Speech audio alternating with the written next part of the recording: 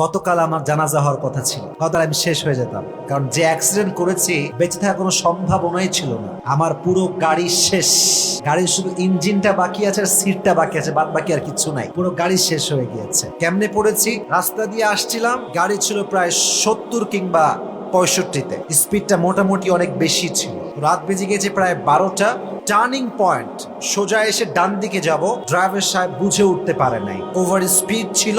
এমন জোরে একটা আঘাত লাগছে গাছে, গাছে আঘাতে গাড়িটাই দেখেন আমার, লুক এট মাই হ্যান্ড, হাত দেখেন, এই হাতটা আমি বুঝাচ্ছি যে গাড়িটা কেমন হয়েছে। গাড়িটা এমনে যাচ্ছে, সোজা গিয়ে গাছে লাগছে, গাছে লেগে এমনে একবার উল্টাইছে, উল্টায় সোজা হয়েছে, আবার উল্টাইছে, সোজা হয়েছে, এমনে 3বার গাড়ি উল্টাইছে, কিন্তু আমার দেহে একটা আঁচও লাগে না, কিচ্ছু হয়নি। আমার শুধু আমার না, আমার সঙ্গে আরো 5 জন ছিল, আমরা মোট 6 জন ছিলাম, কারো দেহে কোনো আঁচ লাগে না।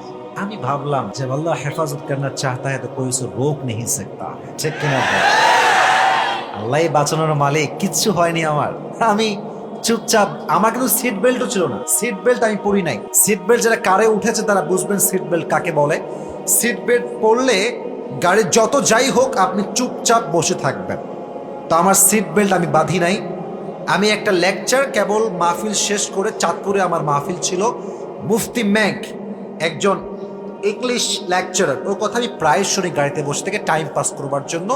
জাস্ট লেকচার দিয়ে গাড়িতে বসেছি, তার লেকচার শুনছি। ইন দ্য মিন টাইম এই ঘটনা, পানির ভেতরে যখন পড়ে গিয়েছি, পানি ঢুকতে শুরু করেছে গাড়ির ভেতরে। তখন আমাদের সামনে যেই আমাদের ক্যামেরাম্যান তানভীর ছিল, ধরে গ্লাস ভেঙে ফেলেছে এক বাড়ি দিয়ে, ওর হাত একটু কাটছে। আমি সোজা গাড়ি থেকে পেছন থেকে সামনে দিয়ে গেট দিয়ে, পানি ঢুকতেছে গাড়ি দিয়ে, ডান দিক দিয়ে বের হয়ে গিয়েছি। 6 জন ছিলাম, পুরো রাস্তা ফাঁকা।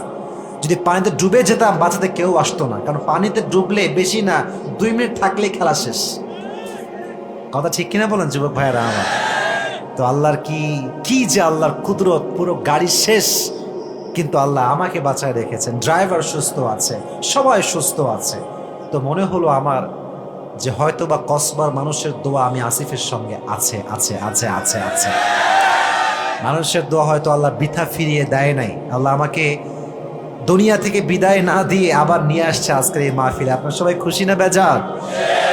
আল্লাহ যেন আমাকে দিনের পরিপূর্ণ একজন দায়ী হিসেবে ইখলাসের সঙ্গে কাজ করার তৌফিক দান করে। সকলেই মন খুলে পড়ে আমিন। তবে খুব সৌভাগ্যবান হতাম যদি মারা যেতাম, এর কিছু কারণ আছে। আচ্ছা, আমি কি বলছি আপনার রাগটা করছেন নাকি? রাগ করছেন আমার কথায় আপনারা?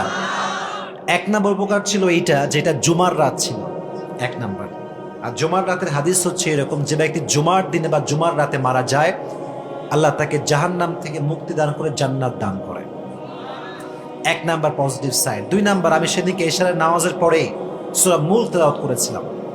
সূরা মুলক তেলাওয়াত করে যে ব্যক্তি ঘুমায়, মানিআতুম মিন আযাবিল কবর, সেই রাতে সে যদি মারা যায়, আল্লাহ তার কবরটাকে জান্নাতের বাগান বানিয়ে দেয়। সুবহানাল্লাহ নাই আপনাদের?